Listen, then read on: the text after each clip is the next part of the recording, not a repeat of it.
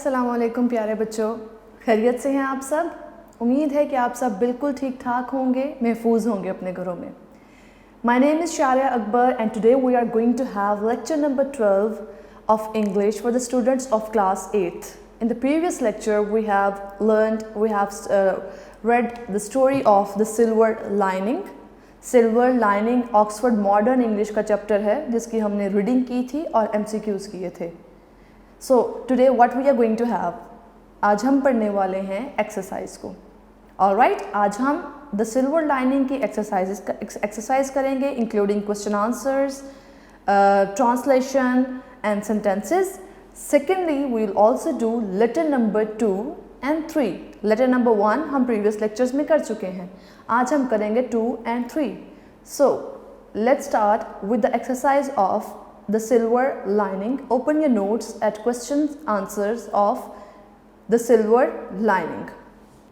Reading को करते हैं स्किप और चलते हैं हम क्वेश्चन आंसर्स की तरफ। जी, so let's start reading the question answers. First question is, why does the author believe that it is difficult to assess the range and quality of human emotions? Author को ऐसा क्यों लगता है कि इंसानी जज्बात का जायज़ा लगाना मुश्किल है? It is difficult to assess the range and quality of human emotions.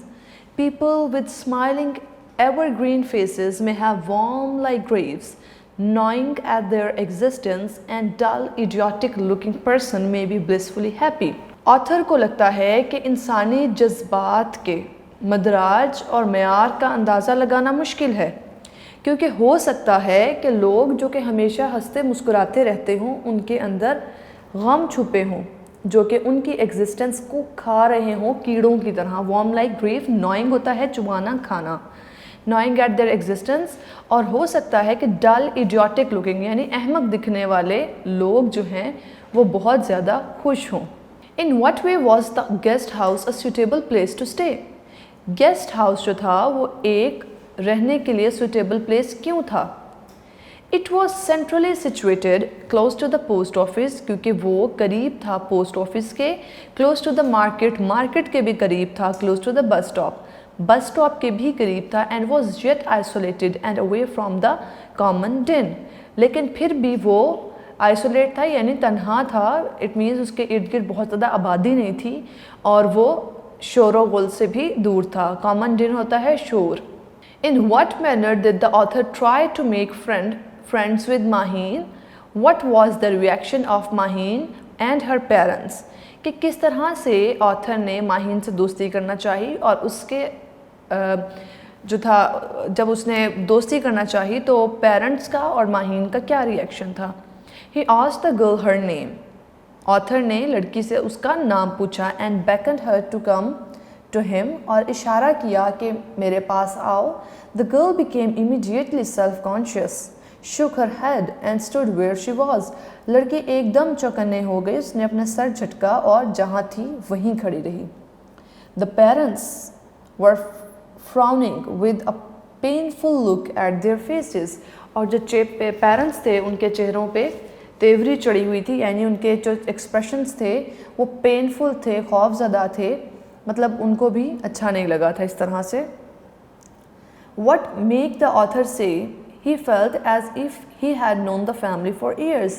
वो क्या वजूहात थी जिसकी बिना पे ऑथर ने कहा कि उसे ऐसा लगता है कि वो इस फैमिली को सालों से जानता है? जी, आप जानते हैं कि क्या वजह थी? Because Mrs. Ahad took the author in hand and she looked after her luggage, gave instruction regarding his room, had a cup of delicious coffee prepared, and then put the author at his ease by talking to him informally about himself and his visit. Mrs. Ahad ने author को receive किया, उनका सामान संभाला, उसका ख्याल किया, कमरे के बारे में इंस्ट्रक्शंस दी, एक कॉफ़ी का कप प्रिपेयर किया और ऑथर को आराम से इजी होने के लिए जगह दी, मतलब बैठ जाएं, आप रिलैक्स हो जाएं, एंड देन इनफॉर्मली यानी बेतकल्लुफ़ होके पूछना शुरू किया उनके विज़िट के बारे में और ऑथर के बारे में। Therefore the author said he felt as if he had known the family for years. ये वो वजूहात हैं जिनकी बिना पे ऑथर ने कहा कि उसे ऐसा लगता है जैसे कि वो फैमिली को सालों से जानता हो। Which phrase or statement tells us that the Ahads did not much care for the questions put by the visitors about their daughter? वो कौन सा फ्रेज स्टेटमेंट है जो कि हमें ये बताती है कि आहाज जो थे वो विजिटर्स की तरफ से बच्ची के बारे में किए जाने वाले क्वेश्चंस के बारे में ज़्यादा परवाह नहीं कर रहे थे। इट मीन्स जब चिट दे दी गई थी, हर आने वाले को एक रिटन नोट दिया गया था। हमने रीडिंग में पढ़ा था ना कि आहद ने और मिस्टर नदीम ने मिलकर डिसाइड किया कि जो भी हमारे पास विज़िटर आएगा हम उसको एक नोट देंगे, रिटन नोट देंगे, जिस पर लिखा होगा कि हमारी डॉटर जो है वो डफ एंड डम्ब है, सो आपने डायरेक्टली इसको अप्रोच नहीं करना। With the passage of time she will become familiar with you, so वो आपके पास खुद ही आ जाएगी। तो उसके बाद यानी ऐसा नोट हैंड ओवर करने के बाद भी कुछ विजिटर जो क्वेश्चन करते थे उसके बारे में आहद ने ज़्यादा परवाह नहीं की। Though a few sympathetic question were still put to the parents, the poor child was spared. यानी इस लाइन में बताया गया है कि कुछ हमदर्दाना सवाल करते थे लोग पेरेंट्स से, लेकिन बच्ची को छोड़ दिया गया, यानी उसको अब बख्श दिया गया। सो क्वेश्चंस अगर पेरेंट्स से किए जाएं तो उनको इस चीज़ की परवाह नहीं, लेकिन जो लिटिल गर्ल थी अब वो सेफ थी। So parents didn't bother the questions of the visitors, उनको उससे कोई प्रॉब्लम नहीं थी अब मज़ीद। Is the statement that tell us that Ahad did not much care for the question put by the visitors about their daughter. जी, these are just 5 short questions. आपने इस चैप्टर के 5 शॉर्ट क्वेश्चंस को अच्छे से रीड करना है और लर्न करना है। अब हम मूव करते हैं टूवर्ड सेंटेंसेस। सेंटेंसेस भी आपके नोट्स में गिवन हैं, वहाँ से आपने लर्न करने हैं। The first word is hailing. Hailing होता है बारिश, जब बारिश के साथ ओले पड़ते हैं, यालाबारी। It has been hailing since morning. सुबह से हेलिंग हो रही है, यालाबारी हो रही है। फॉरवर्डनेस, फॉरवर्डनेस होता है जब आप ज़्यादा ही बेतकल्लुफ़ होने की कोशिश करते हो, so it can also mean like बदतमीज़ी। I was ashamed of my forwardness. मुझे अपनी बदतमीज़ी पे या बेतकल्लुफ़ी पे शर्मिंदगी हुई। सिंपथेटिक, सिंपथेटिक होता है, इट्स सिंपथेटिक, सिंपथेटिक यानी हमदर्द। People were quite sympathetic to Ahad, यानी जो आहद फैमिली है उनसे लोग हमदर्दी का इजहार करते थे, उनसे काफ़ी हमदर्दी हुई उनको। कन्फर्मेशन, तस्दीक होना, किसी चीज़ का कंफर्म हो जाना। The confirmation of news of his success came in the form of letter, कि उसकी कामयाबी की तस्दीक एक लेटर के ज़रिए हुई। Inferred, inferred का मतलब होता है नतीजा निकालना। Ali inferred by Akbar's tone that he is not pleased with his performance. Ali ने अकबर के बात करने के या रवैये से ये अंदाज़ा लगाया कि अकबर अली की परफॉर्मेंस से खुश नहीं है। अपोलोजेटिकली, अपोलोजेटिकली होता है व्हेन यू फील सॉरी, माजरत वाला अंदाज। Mister Ahad explain the girl's behaviour apologetically. माजरताना अंदाज में मिस्टर आहद ने बच्ची के, गर्ल के बिहेवियर के बारे में एक्सप्लेन किया, that why did she behave like that. Hospitality, मेहमान नवाजी।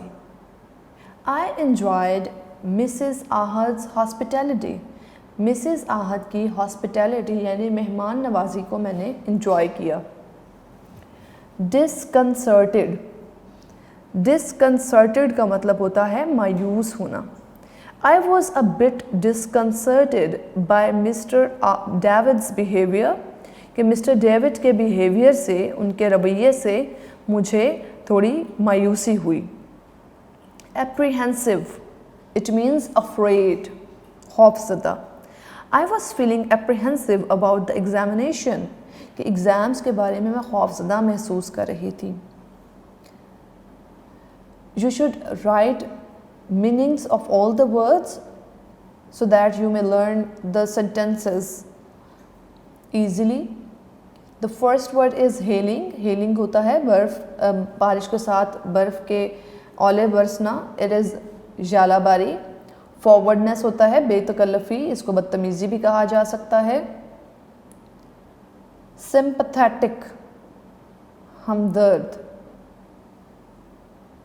कन्फर्मेशन तस्दीक. इन्फर्ड नतीजा निकालना. apologetically माज़रताना, when you feel sorry for something. hospitality. hospitality is मेहमान नवाजी. disconcerted, it means मायूस. apprehensive, it means afraid, खौफज़दा. आई होप कि आप सबने लिख लिए होंगे मीनिंग्स, और अब आपको सेंटेंस लर्न करना आसान लगेंगे, मुश्किल नहीं लगेंगे.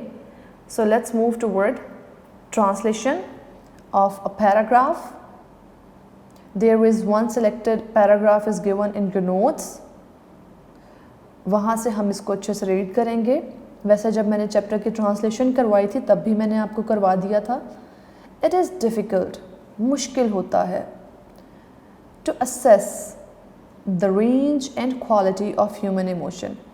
इंसानी जज्बात के रेंज होता है मदराज, एंड क्वालिटी इज़ मयार. यानी रेंज होता है दर्जा से मदराज है, यानी कितनी रेंज है, किस शदीद है या कम है. सो इंसानी जज्बात के मदराज और मयार का अंदाज़ा लगाना मुश्किल है. Those with smiling evergreen faces, वो चेहरे जो सदाबहार हैं यानी हमेशा मुस्कुराते रहते हैं. May have warm like Greaves, हो सकता है कीड़ों जैसे गम हों. नोइंग एट देयर एग्जिस्टेंस, जो कि उनके वजूद को काटे जा रहे हों. इस लाइन का मतलब ये है कि हो सकता है कि बहुत ज़्यादा हंसने और खुश रहने वाले लोगों के अंदर गम छुपे हुए हों जो कि उनको तकलीफ़ पहुंचाते हों. ठीक है, ये जो कीड़ों की बात की जा रही है जो कि उनके वजूद को काटते हों, इसका मतलब है कि खुश रहने वाले लोगों के अंदर भी हो सकता है गम छुपे हों जो कि उनको तकलीफ़ पहुंचाते हों. And a dull idiotic looking person, और बेकैफ अहमक दिखने वाला शख्स मे बी ब्लिसफुली हैप्पी, रूहानी तौर पर खुश हो सकता है कि कोई दिखने में हमें स्टूपिड लगता हो लेकिन वो एक्चुअली बहुत खुश हो. लाइफ इज़ स्ट्रेंज, सो ज़िंदगी अजीब है. हमड्रम अफेयर, बेकैफ चीज़ है. Where even a few moments of peace snatched should probably be gracefully acknowledged. ज़िंदगी एक अजीब बेकैफ चीज़ है जहाँ छीने गए अमन के चंद लम्हात भी गालिबन शुक्रगुजारी के साथ कबूल कर लिए जाने चाहिए. यानी ज़िंदगी में अगर हमें कोई भी लम्हे मिलते हैं सुकून के, खुशी के, तो उन्हें एक्नॉलेज करना चाहिए, कबूल करना चाहिए और खुल के जीना चाहिए. जी, तो हमने द सिल्वर लाइनिंग की प्रॉपर रीडिंग कंप्लीट की. उसके बाद किए हमने उसके MCQs. देन आज हमने किया है short question answers, sentences and translation. आपने हर चीज़ को अच्छे से लर्न करना है, कोई भी चीज़ स्किप नहीं करनी. शुरू में जब जो हमारा लेक्चर नंबर 1 हुआ था उसमें मैंने आपको पेपर पैटर्न भी एक्सप्लेन किया था. लाइक कितने शॉर्ट क्वेश्चन आते हैं, कितने MCQs आते हैं, सेंटेंसेस किस तरह से आते हैं. सो आपने हर चीज़ को अच्छे से प्रिपेयर करना है. Translation paragraph, although it was not in the paper pattern but still I recommend you to learn it by heart. आपने इसे याद करना है. It will make you familiar with translation learning, जो कि आपको आगे 9th क्लास में हेल्प आउट करेगा. जी, तो द सिल्वर लाइनिंग हुआ कंप्लीट. आगे हम मूव करते हैं toward letter number 2 and 3. Here we go. Letter number 2 is congratulating a friend on her success in the examination. Letter लिखना है आपने फ्रेंड को, उसके एग्जामिनेशन पे कामयाबी के लिए आपने उसे मुबारकबाद देनी है. लेटर के पैटर्न को एक्सप्लेन कर लेते हैं एक दफ़ा अच्छी तरह। Like here, first of all you need to write examination hall with capital E and capital H and then comma। Pattern में बच्चों आप लोगों ने बिल्कुल भी कोई गलती नहीं करनी, बिकॉज पैटर्न के सेपरेट मार्क्स होते हैं। जहाँ जहाँ कैपिटल लेटर यूज़ किया गया है आपने उसको एज इट इज़ फॉलो करना है, just like that, full stop, comma, each and everything should be followed. Examination hall with capital E and H, then comma, study ABC, A capital dot B dot capital C dot। आगे date लिखने का तरीका application और letter दोनों में same है। First of all आपने month, then date, then comma and year. उसके बाद एक लाइन आपने स्किप करनी है, देन आप आएंगे जिसको भी आपने लेटर लिखना है, like dear friend, dear father, dear sister. So जिसको भी लेटर लिखना है then it comes with capital D, and if you are writing a letter to the friend then with capital F। अगर आप सिस्टर को लिख रहे हैं with capital S, so like that. उसके बाद क्लोजिंग करते हुए आपने योर्स सिंसियरली, याद रखना है योर्स में अपोस्ट्रोफी S नहीं आता, आपने योर्स YOURS लिखना है, अपोस्ट्रोफी S नहीं लगाना। योर्स में अपोस्ट्रोफी S नहीं लगाना। कैपिटल Y बट सिंसियरली का S small, and then XYZ with dots, capital Y, capital X dot capital Y dot capital Z। जब आप लिखते हैं ब्लड रिलेशंस को, लाइक यहाँ पर अगर आपके पास ब्रदर, सिस्टर या फादर आता है तो आपने योर्स के साथ लिखना होता है अफेक्शनेटली, ठीक है। जब फ्रेंड होगा तो आपने लिखना है सिंसियरली। दोबारा रिपीट कर रही हूँ, लेटर जब आप लिखते हैं फादर को, सिस्टर, ब्रदर या मदर को, यानी ब्लड रिलेशंस को, तो क्लोजिंग में योर्स के साथ अफेक्शनेटली आता है, ठीक है। लेकिन अगर आप लिख रहे हैं दोस्त को, सो आप लिखेंगे सिंसियरली। कंटेंट को रीड कर लेते हैं। अब चूंकि आपने लेटर लिखना है फ्रेंड को, सो सबसे पहले लिखेंगे डियर फ्रेंड। कॉन्ग्रेचुलेट करना है, मुबारकबाद देनी है उसके एग्ज़ाम्स की सक्सेस पे। Hope you will be hello and hearty, उम्मीद है कि तुम खैरियत से होगे। आई गॉट योर लेटर, मुझे तुम्हारा ख़त मिला येस्टरडे, कल ही, यानी कल मुझे तुम्हारा ख़त मिला। And I am glad to learn, और ये जान के मुझे बहुत खुशी हुई, that you have passed your examination, कि तुमने अपने इम्तहानात पास कर लिए हैं इन द फर्स्ट डिवीज़न, यानी बेहतरीन कारकर्दगी के साथ फर्स्ट डिवीज़न के साथ तुमने अपना एग्ज़ाम पास कर लिया है। I congratulate you most heartily, मैं दिल से तुम्हें मुबारकबाद पेश करती हूँ ऑन योर ब्रिलियंट सक्सेस, तुम्हारी शानदार कामयाबी पे मैं तुम्हें दिल से मुबारकबाद देती हूँ। You have indeed justified our hopes, बेशक, इंडीड होता है बेशक, जस्टिफाई होता है सही साबित करना, प्रूव करना, आवर होप्स, हमारी उम्मीदों को पूरा किया है। We all are proud of you, हम सबको तुम पर फ़ख्र है। यू के बाद फुल स्टॉप आएगा जो कि यहाँ मिसिंग है। We are all keeping well, हम सब भी ठीक हैं। Please convey my best regards to your parents, my heartiest love to you. And पे ग्रीटिंग्स होती हैं, सो लेटर क्लोज करेंगे। आगे बढ़ते हैं लेटर नंबर 3 की तरफ।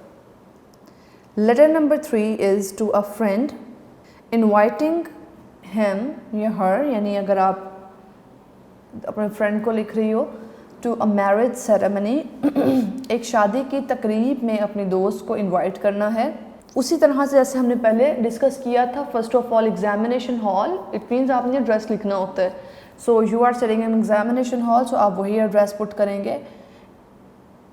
Examination hall with capital E and capital H, comma, city, capital A dot capital B dot capital C dot, again date आप डालेंगे with month in the beginning, September 29, comma, year डालेंगे end पे, You should write the current date.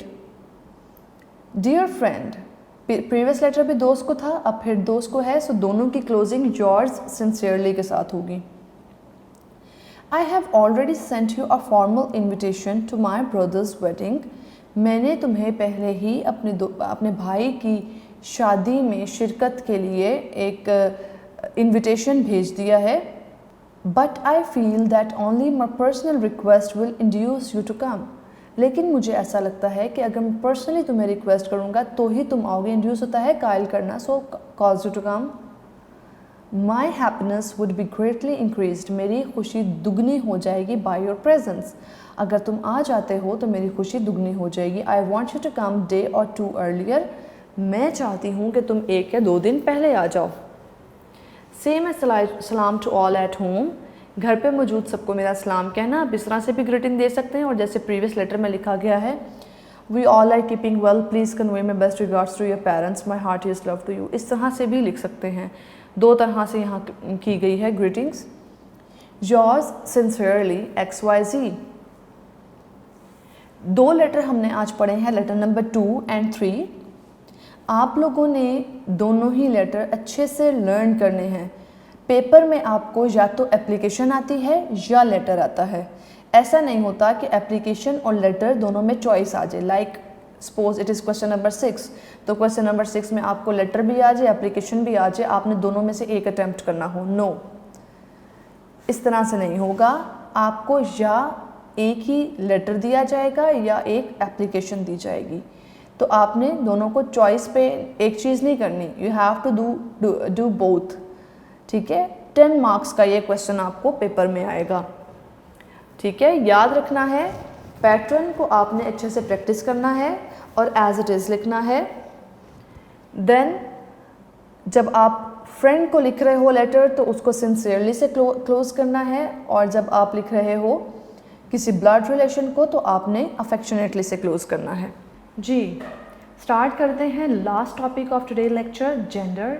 ये आपके notes में given है, unique notes में masculine and feminine दिए गए हैं आपको, और उसके सामने उर्दू में उनकी ट्रांसलेशन भी है. लेकिन आज हम उनको रीड कर लेंगे सो दैट प्रोनाउंसिएशन का प्रॉब्लम या कोई वर्ड अगर आपको समझ नहीं आता आपको क्लियर हो जाए.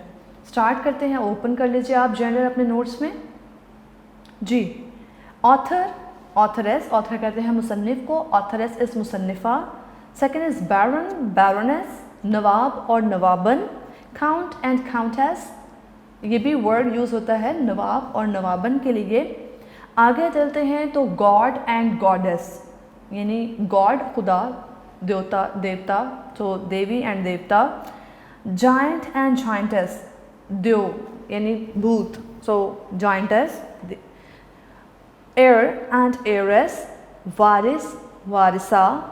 होस्ट होस्टेस, होस्ट और होस्टेस. होस्ट हमने पढ़ा है ना अभी उसमें द सिल्वर लाइनिंग में भी. सो मेज़बान, दोनों मतलब मेल और फीमेल, उनके लिए इंग्लिश में 2 वर्ड है, होस्ट एंड होस्टेस, लेकिन उर्दू में एक ही वर्ड है, मेज़बान. ज्यू ज्यूस, यहूदी यहूदन. लॉयन लॉयनेस, शेर शेरनी.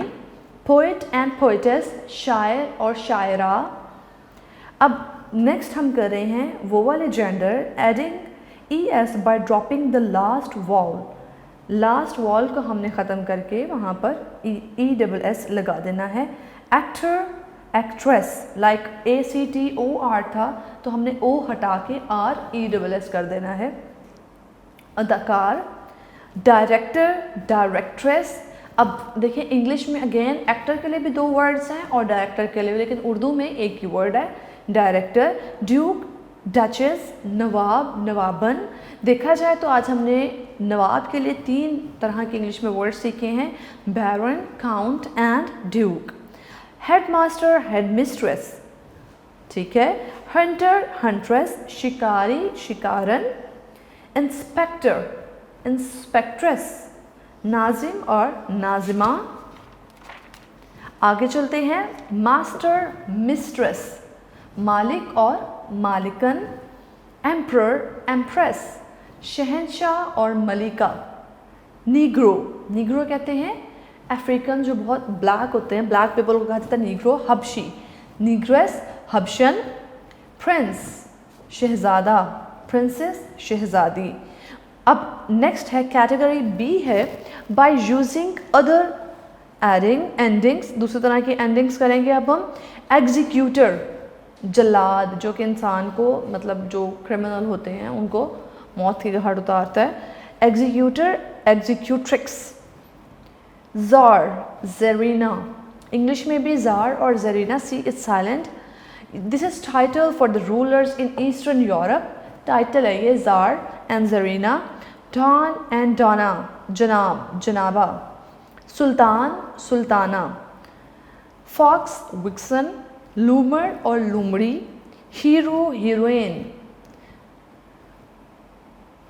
लैड एंड लैस, लड़का, लैड कहते हैं लड़के को, लैस कहते हैं लड़की को।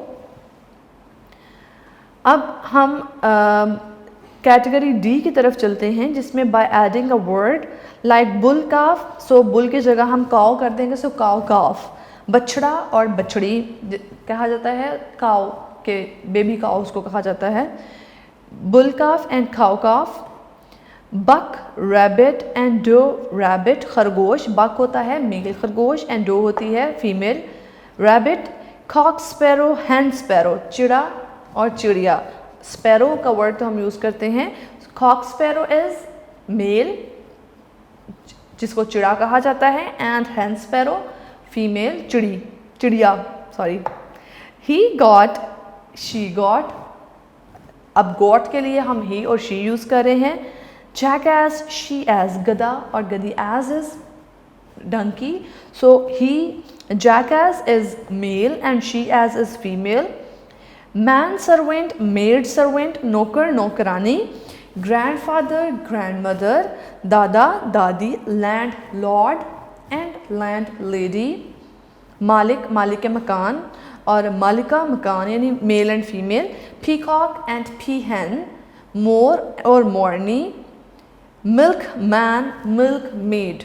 गवाला, मिल्क मैन जो दूध वाला होता है, गवाला, एंड मिल्क मेड इज गवालन। डॉक्टर एंड लेडी डॉक्टर, यानी डॉक्टर, लेडी डॉक्टर। डॉक्टर हम सिंपल यूज़ करते हैं मेल के लिए, और अगर फीमेल है सो हम उसके लिए यूज़ करेंगे लेडी डॉक्टर। आगे हम कैटेगरी ई की तरफ चलते हैं, that is by using a different word. Bachelor कहते हैं someone who is not married, कंवारा, एंड मेड इज़ कंवारी। Boar and sow, it is animal, सूर और सूरनी। बॉय एंड गर्ल, लड़का लड़की, ब्राइड ग्रूम एंड ब्राइड, दुल्हा दुल्हन। बक एंड डो, हिरन और हिरनी। बुल एंड काउ, बैल और गाय। कॉक एंड हैन, मुर्गा मुर्गी। कोल्ड एंड फिली, बछड़ा बछड़ी। ड्रैक एंड डक, मुर्गाबी, यानी ड्रैक होता है मेल, डक को कहा जाता है। Dog and bitch, dog is animal, कुत्ता, so bitch is female. Drone and bee, शहद की मक्खी। अर्ल एंड काउंटेस, नवाब और नवाबन। हमने काउंट और काउंटेस भी पढ़ा है, एंड अर्ल एंड काउंटेस ये भी सही है। फादर एंड मदर, वालिद और वालिदा, माँ बाप। Is Jenner and goose. Raj Hans, no, Raj Hans मादा, बर्ड्स के बारे में है ये। हॉर्स एंड मेयर, घोड़ा और घोड़ी। हस्बैंड एंड वाइफ, खावंद और बीवी। किंग एंड क्वीन, बादशाह और मलिका। लॉर्ड एंड लेडी, आका और बेगम। मॉन्क एंड नन, राहिब राहिबा, मॉन्क नन, ये क्रिश्चियन रिलीजन में होते हैं, उनके रिलीजियस स्कॉलर्स, और जो उनको जैसे हमारे मौलवी होते हैं मुस्लिम्स में, like that. Monk and nun. Man and women, मर्द और औरत। नेफ्यू एंड नीस, भतीजा भतीजी। पापा ममा, अब्बा अम्मी। रैम एंड यू, मेंढा और भेड़, भेड़ बकरी है, सो मेल एंड फीमेल। मेल को कहेंगे रैम और फीमेल को कहेंगे यू। सर, मैडम, जनाब, जनाबा। स्टैग, स्टैग कहते हैं बारहसिंगे को, एंड हेन कहते हैं फीमेल बारहसिंगा। सन, डॉटर, बेटा और बेटी, अंकल, आंट, चचा, चची। विज़र्ड एंड विच, जादूगर, जादूगरनी। Widower and window, someone, window कहते हैं ऐसी फीमेल को जिसके हस्बैंड ना हो, डेथ हो चुकी हो। सो विडोर ऐसा मेल जिसकी मिसेस की डेथ हो चुकी हो। So these were all gender जिसको हमने आज रीड आउट किया है। इनको भी आपने लर्न करना है, ये आपसे MCQs में पेपर में पूछे जा सकते हैं। ठीक है जी। तो बच्चों, आज हमने द सिल्वर लाइनिंग की एक्सरसाइज पढ़ी विद लेटर नंबर 2 और 3 हमने पढ़ा है, एंड साथ हमने पढ़े हैं जेंडर। आपने पूरे वीक में आहिस्ता आहिस्ता, because we have just 2 lectures in a week, so आपने आहिस्ता आहिस्ता इसके साथ साथ लर्निंग करते जाना है। By the way, you can do all these things at the same day because you do not have enough work to do, like we have just 3 lectures a day. So आप ऐसे एक दिन में भी कर सकते हैं और 2 or 3 days पे स्प्लिट करके भी लर्निंग कर सकते हैं, but you can not skip anything. ठीक है, आपने हर चीज़ को अच्छे से लर्न करना है। ऑल राइट जी। ज़िंदगी में बच्चों याद रखना कि हम अच्छे बुरे हर तरह के लोगों से मिलते हैं। कुछ होते हैं जो बहुत पॉजिटिव होते हैं, हमें हमेशा आगे बढ़ने के लिए मोटिवेट करते हैं, but there are some other जो कि नेगेटिव थॉट रखते हैं। उनका कसूर नहीं होता, बिल्ट इन नेगेटिविटी होती है उनके अंदर। सो वो हमेशा आपको मॉक करेंगे और आपको डीमोटिवेट करेंगे not to do anything, but don't be demotivated by others. अपने लिए ज़िंदगी में गोल सेट कीजिए और उनको अचीव करने के लिए आगे बढ़ते रहें। Let me tell you an example, a story of a frog. Once there was a frog. He wanted to climb on the top of a tree. Everybody was saying that you are a little frog, you cannot go on the top of the tree. But he kept on moving. वो आगे बढ़ता गया, उस tree के top पे जाने की कोशिश करता रहा। Once he slipped. वो लेकिन फिर आगे बढ़ा। Again he slipped. But finally he reached on the top of the tree. While everybody was saying, no, you cannot do this, you cannot do this, आप नहीं कर सकते हो, नीचे रहो, वो आगे बढ़ता रहा और आखिरकार वो चढ़ गया। Why? Because actually the frog was deaf. वो सुन ही नहीं रहा था कि कोई क्या कह रहा है उसके बारे में कि तुम नहीं चढ़ सकते। He didn't hear the negativity around him. जो उसके इर्द गिर्द नेगेटिविटी थी, जो कि कह रहे थे कि नहीं तुम नहीं चढ़ सकते ऊपर, वो सुन ही नहीं रहा था। He felt that everybody was encouraging him. उल्टा हो गया, फ्रॉग को लगा कि हर कोई उसे इनकरेज कर रहा है, तो वो आगे बढ़ता चला गया। Just like that, we need to delete all the negativities around us. अगर हम डिलीट नहीं कर सकते, हम उसको बॉदर ना करें, अपने लिए ज़िंदगी में गोल सेट करें और आगे बढ़ते चले जाएं। आगे बढ़ने की अगर आप पुख्ता इरादा कर लेते तो दुनिया में कोई ताकत आपको नहीं रोक सकती, और जब आप एक पुख्ता इरादा कर लेते हैं तो अल्लाह ताला भी आपकी ज़रूर मदद करते हैं। खुश रहें, आबाद रहें, अल्लाह हाफिज़।